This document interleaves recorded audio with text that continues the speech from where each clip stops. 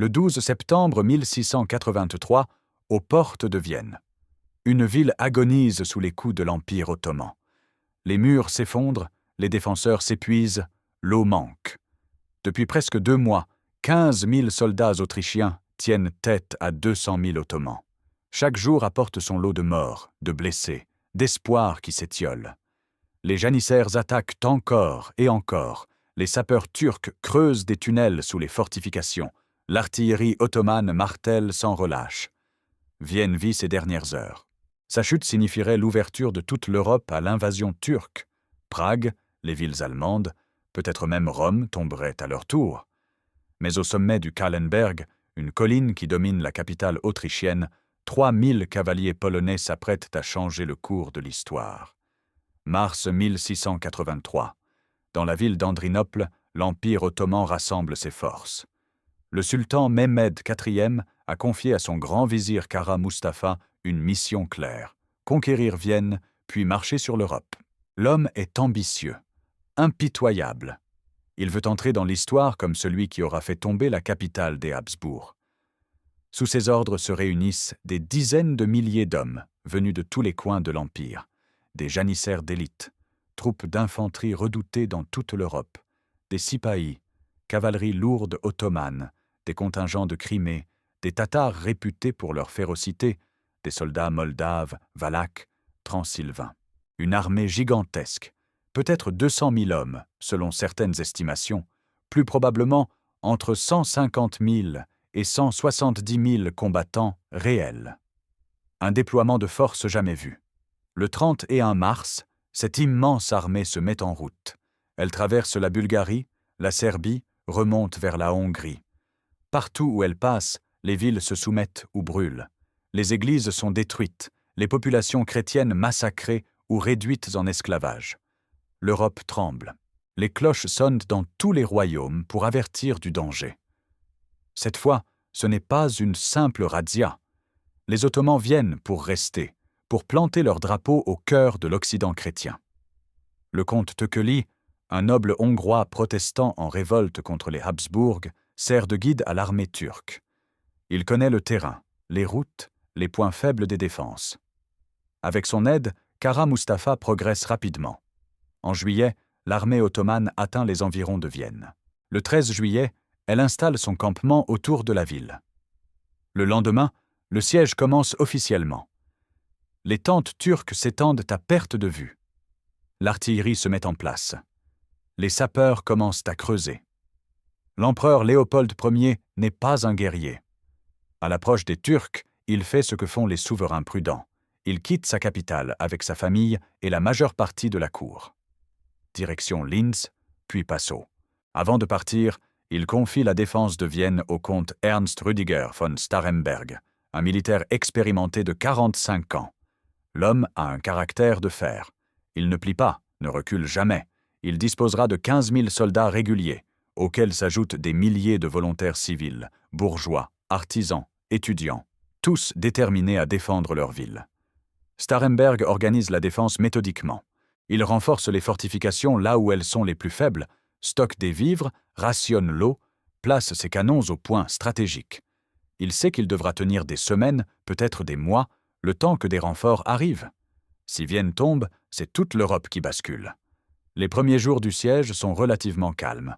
Kara Mustafa installe son dispositif, fait reconnaître les défenses, prépare son plan d'attaque. Ses ingénieurs, dont certains ont appris leur art auprès de maîtres français, appliquent les méthodes modernes de siège. Creuser des tranchées parallèles qui se rapprochent progressivement des murailles, y placer de l'artillerie, saper les fondations des remparts. La tactique est éprouvée. Elle a fait ses preuves lors du siège de Candie qui avait duré 20 ans. Puis les bombardements commencent. Jour et nuit, les canons turcs crachent leurs boulets contre les murs de Vienne. Les fortifications tremblent, des pans entiers s'effondrent. L'infanterie ottomane lance des assauts répétés. Les janissaires, soldats d'élite formés depuis l'enfance, montent à l'assaut encore et encore, fouettés par les imams qui les exhortent au combat. Les défenseurs repoussent 18 attaques majeures, effectuent 24 sorties pour détruire les travaux de siège ennemis. Chaque engagement coûte des dizaines, parfois des centaines de vies. Les semaines passent. Août arrive, puis septembre. La situation devient critique. Les puits ont été contaminés par les bombardements. L'eau manque cruellement. Les réserves de nourriture s'amenuisent. Les malades s'entassent dans les hôpitaux improvisés. Il ne reste que 4000 hommes en état de se battre. Les sapeurs turcs ont réussi à ouvrir plusieurs brèches dans les murailles. Un dernier assaut général et Vienne tombera. Le 11 septembre au matin, Starhemberg envoie un message désespéré à Charles de Lorraine, qui commande l'armée de secours. « Ne perdez pas de temps, mon très clément seigneur. La ville ne peut plus tenir. » Pendant que Vienne agonise, un homme galope vers elle avec une armée. Jean III. Sobieski, roi de Pologne, a 54 ans. C'est un guerrier né, formé au combat depuis sa jeunesse. Fils d'un noble de haute lignée, il a étudié la philosophie à l'université de Cracovie, puis voyagé à travers l'Europe. En France, aux Pays-Bas, en Angleterre, il a appris les langues, découvert les arts militaires, observé les tactiques de combat. Rentré en Pologne en 1648, il s'est illustré dans toutes les guerres qui ont déchiré son pays. Contre les Cosaques de Khmelnytsky, contre les Tatars, contre les Suédois lors de l'invasion qu'on a appelée le Déluge, contre les Moscovites.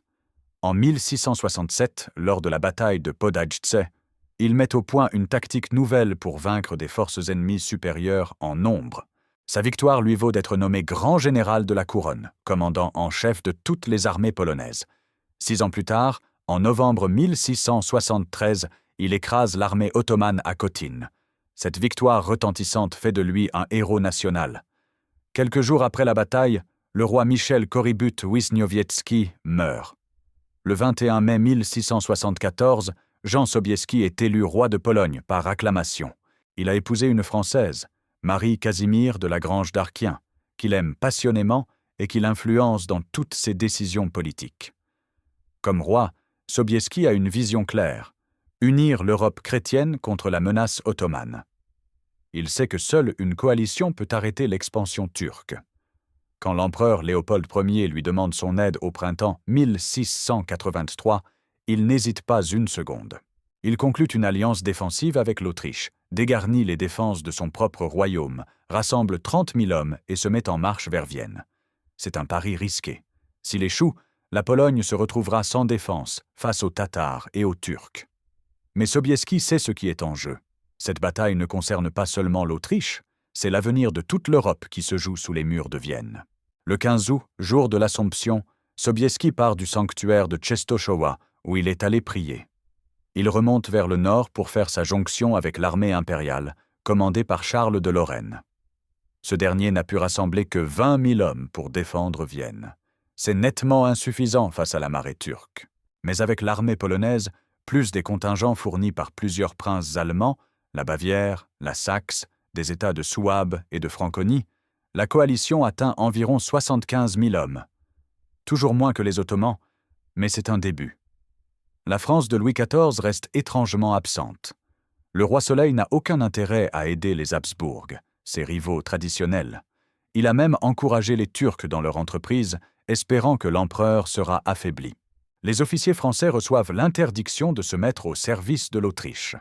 Cette neutralité bienveillante envers les Ottomans sera longtemps reprochée à Louis XIV.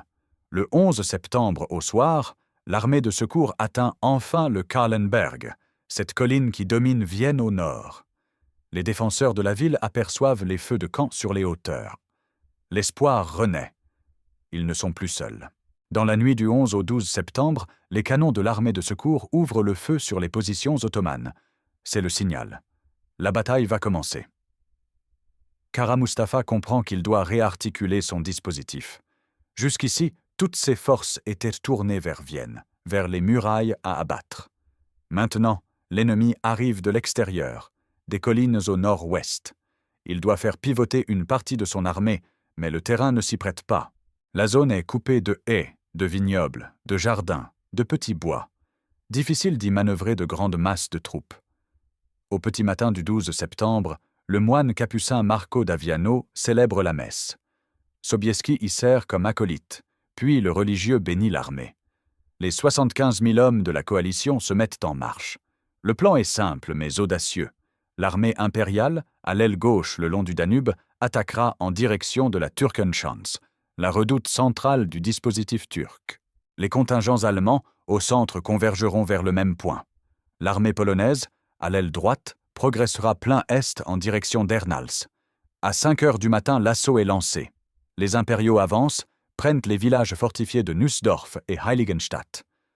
Les combats sont acharnés. Les Ottomans contre-attaquent plusieurs fois, mais à midi, les Autrichiens ont déjà bien progressé et se rapprochent de la Turkenschanz. Ils ont infligé de lourdes pertes à leurs adversaires. En début d'après-midi, c'est au tour des Polonais d'entrer dans la bataille. Ils progressent sur l'aile droite, prennent position dans le village de Gersthof et occupent les hauteurs environnantes. De là-haut, Jean III Sobieski observe le champ de bataille.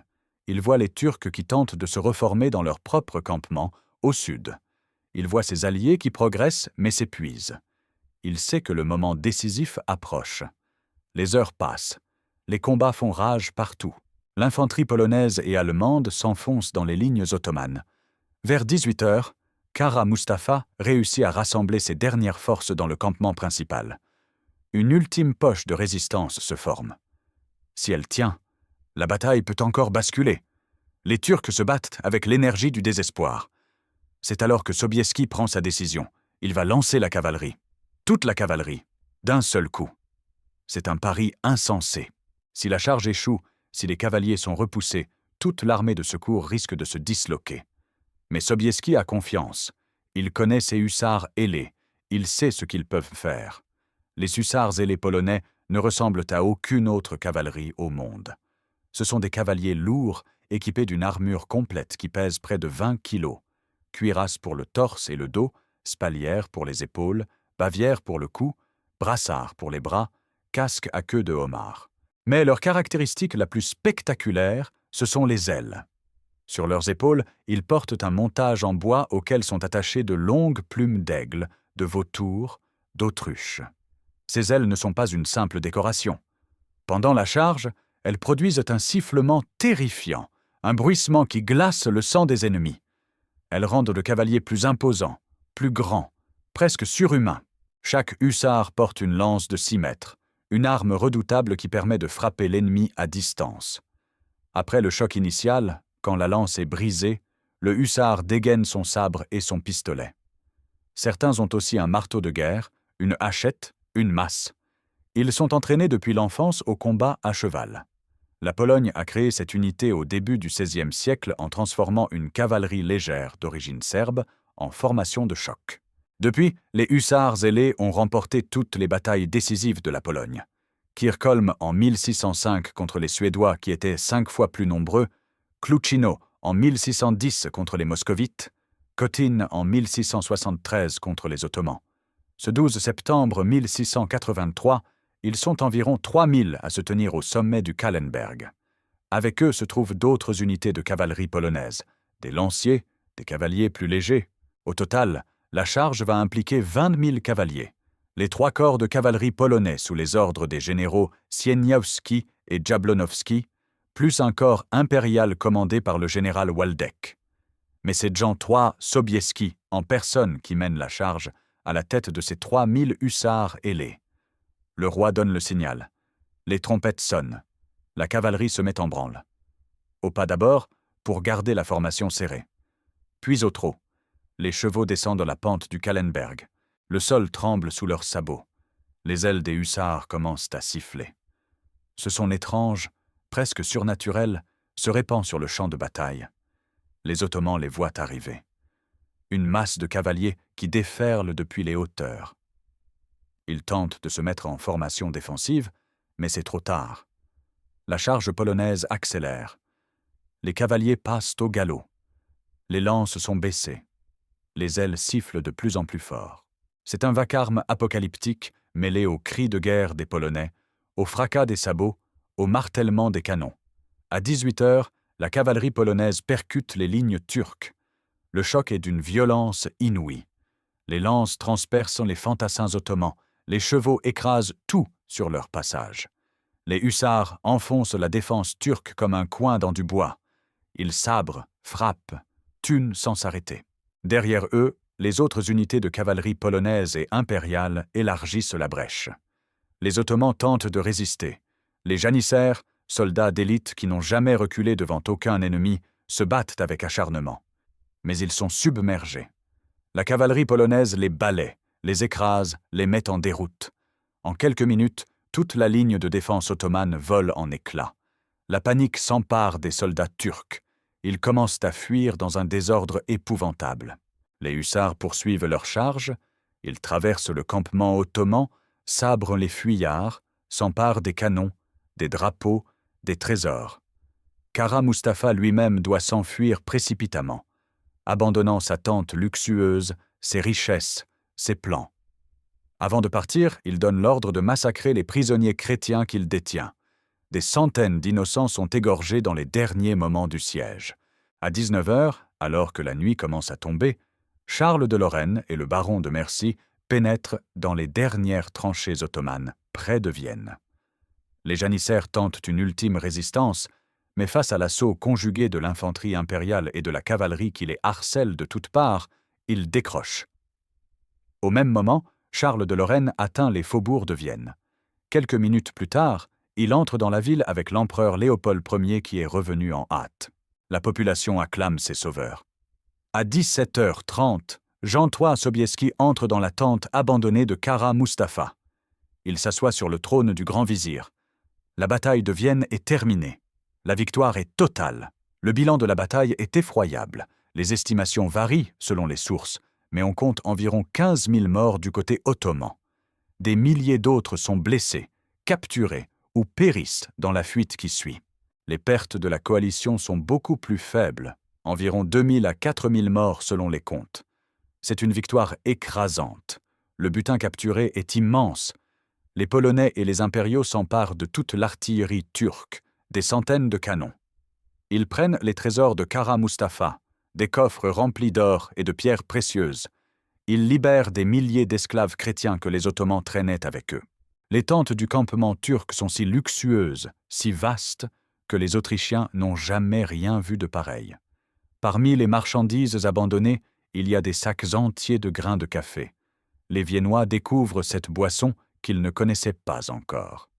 Certains disent qu'un Polonais nommé Jerzy Franciszek Kulczycki, qui avait servi d'espion pendant le siège, reçoit en récompense ces sacs de café et ouvre le premier café de Vienne. D'autres attribuent cette invention à un Italien ou à un Arménien. La légende veut aussi que les boulangers viennois, qui avaient donné l'alerte en entendant les sapeurs turcs creuser sous les murailles, créent une pâtisserie en forme de croissant de lune, l'emblème ottoman, pour célébrer la victoire. En réalité, ces viennoiseries existaient déjà, mais la légende persiste. Ce qui est certain, c'est que la victoire de Vienne change radicalement le rapport de force en Europe. Pour la première fois depuis des siècles, l'Empire ottoman recule. Kara Mustafa fuit vers Belgrade, mais il n'échappera pas à sa défaite. Le 25 décembre 1683, sur ordre du sultan Mehmed IV, il est étranglé avec une corde de soie, comme le veut la tradition pour les hauts dignitaires ottomans. Sa tête est envoyée au sultan. La défaite ottomane à Vienne marque le début de la fin pour l'Empire.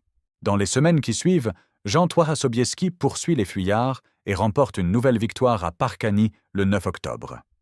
La ville hongroise d'Esztergom tombe le 25 octobre. Une dernière bataille le 1er novembre achève de briser l'armée turque. L'armée polonaise se replie ensuite, épuisée. Mais d'autres prennent le relais. En 1684, l'Autriche, la Pologne, Venise et les États pontificaux forment la Sainte Ligue sous l'égide du pape Innocent XI.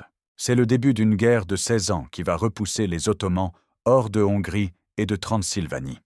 Un jeune noble qui a participé à la bataille de Vienne, Eugène de Savoie, deviendra l'un des plus grands généraux de l'armée impériale et multipliera les victoires contre les Turcs. En 1699, le traité de Karlowitz confirme la défaite ottomane. L'Autriche récupère la Hongrie et la Transylvanie. La Pologne reprend la Podolie perdue en 1672. Venise obtient la Morée. L'Empire ottoman, qui semblait invincible, vient de recevoir un coup dont il ne se remettra jamais vraiment. Sa phase d'expansion en Europe est terminée. Désormais, ce sera un lent déclin qui durera jusqu'à sa disparition au XXe siècle. Pour Jean III Sobieski, la victoire de Vienne est l'apogée de sa carrière. Les Ottomans le surnomment le lion de l'Échistan, un titre honorifique pour un ennemi qu'ils respectent. Le pape Innocent XI le proclame sauveur de Vienne et de la civilisation occidentale. Dans toute l'Europe chrétienne, on célèbre le roi de Pologne comme un héros. Il écrit à sa femme Marie Casimir « Nous sommes venus, nous avons vu, Dieu a vaincu ». Une paraphrase du célèbre « Veni, vidi, vici » de César. Mais Sobieski ne parviendra pas à profiter longtemps de sa gloire. L'empereur Léopold Ier, jaloux qu'un roi étranger ait sauvé sa capitale et soit entré avant lui dans Vienne, le traite avec une froideur méprisante. Les relations entre l'Autriche et la Pologne se détériorent. Sobieski ne réussit pas à réformer la République des deux nations, ce système politique polonais où le pouvoir royal est limité par la noblesse. Il ne parvient pas à assurer la succession à son fils. Sa santé se dégrade. Il souffre d'obésité, de la goutte, de multiples maladies. Le 17 juin 1696, il meurt au château de Wilanów, près de Varsovie. Il a 66 ans. Il est enterré à la cathédrale du Wawel, à Cracovie, aux côtés des plus grands rois polonais. Aujourd'hui, la bataille de Vienne reste un symbole puissant, mais controversé. En Pologne, en Autriche, en Allemagne, elle est célébrée comme la victoire qui a sauvé l'Europe chrétienne de la conquête musulmane. Jean III. Sobieski est un héros national en Pologne. Une salle entière du musée du Vatican lui est consacrée. Le peintre Jan Matejko a réalisé un tableau monumental de la bataille qui est exposé au Vatican. En 1690, l'astronome polonais Johannes Hevelius a donné le nom de Sobieski à une constellation, l'écu de Sobieski. Une marque de vodka polonaise porte son nom. Mais cette mémoire est aussi instrumentalisée par certains mouvements d'extrême droite qui y voient la preuve d'un conflit éternel entre l'Occident chrétien et le monde musulman. En 2024, la ville de Vienne a refusé l'érection d'un monument à Jan Tworz Sobieski, estimant que cela pourrait alimenter des sentiments islamophobes et anti-turcs dans un contexte de tension communautaire. Le groupe de métal Sabaton a consacré une chanson aux hussards ailés, Winged Hussars, qui est devenu un hymne pour certains mouvements identitaires européens. Historiquement pourtant, la bataille de Vienne n'est pas une simple confrontation religieuse. C'est d'abord un conflit géopolitique entre deux empires expansionnistes. L'Empire ottoman a conquis au fil des siècles une grande partie de l'Europe du Sud-Est, non pas uniquement par fanatisme religieux, mais pour des raisons économiques et stratégiques.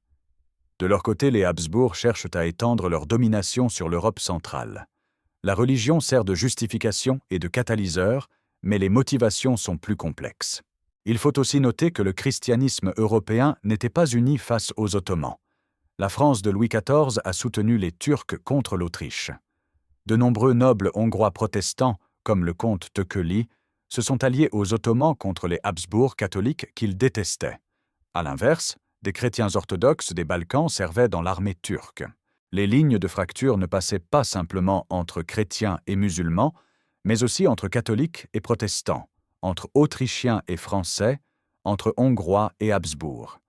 Ce qui est indéniable, c'est que la bataille de Vienne a marqué un tournant stratégique majeur. L'expansion ottomane en Europe centrale s'est arrêtée là. Les frontières qui se sont stabilisées après 1699 ont largement perduré jusqu'au XIXe siècle.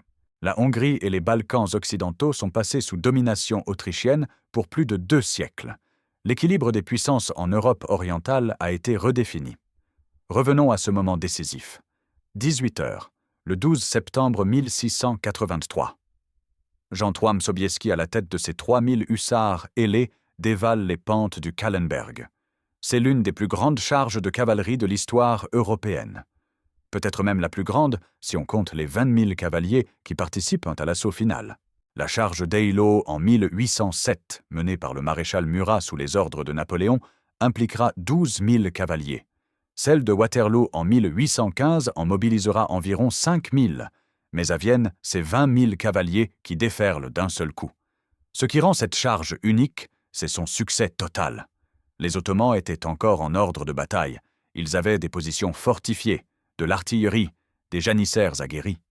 Mais en quelques minutes, toute leur défense s'est effondrée. La cavalerie polonaise les a balayés. Le moral ottoman, déjà ébranlé par des semaines de combats indécis, et par l'arrivée inattendue d'une armée de secours, s'est complètement effondré. Les soldats turcs ont fui en masse, abandonnant armes, canons, trésors, tout. Cette victoire n'était pas acquise d'avance. Si Sobieski avait lancé sa charge trop tôt, avant que l'infanterie impériale et allemande n'ait suffisamment affaibli les Turcs, elle aurait pu échouer. Si les Ottomans avaient eu le temps de se reformer solidement dans leur camp, la cavalerie polonaise se serait brisée contre leurs lignes. Mais Sobieski a choisi le moment parfait. Il a attendu que les Turcs soient déstabilisés, épuisés par 12 heures de combat continu, avant de lancer l'assaut final. C'est ce sens du timing, cette capacité à lire une bataille et à saisir l'instant décisif qui fait les grands généraux. Les hussards ailés ont joué un rôle psychologique autant que militaire. Leur apparence terrifiante, leurs ailes qui sifflent, leur réputation de guerriers invincibles ont semé la panique dans les rangs ottomans. Les Turcs les connaissaient. Ils les avaient déjà affrontés à Khotyn 10 ans plus tôt. Ils savaient ce dont ces cavaliers étaient capables. Quand ils les ont vus arriver, beaucoup ont préféré fuir plutôt que de les combattre.